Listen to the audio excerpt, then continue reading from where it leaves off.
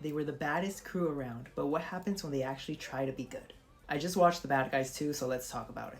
Now, the plot follows our 5 criminals that are trying to be good: Mr. Wolf, Mr. Snake, Mr. Shark, Mr. Piranha, and Ms. Tarantula.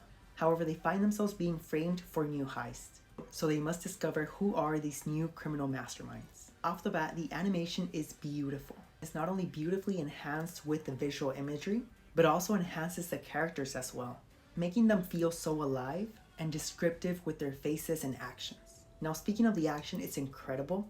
You feel every punch, and before jumping to talking about the characters, Diane Foxington and Kitty Cat were my favorites when it came to action.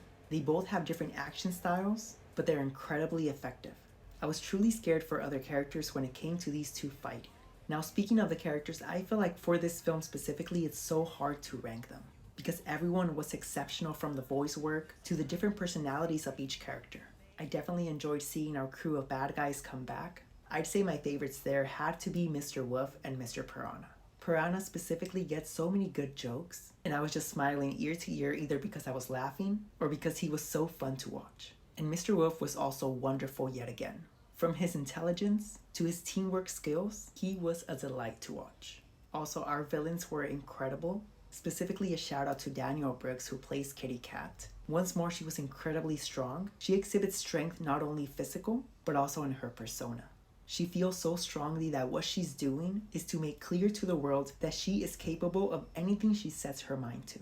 Lastly, a shout out to Diane Foxington. She is once more incredible. She's charismatic and intelligent, but she'll remind you why she was the Crimson Paw.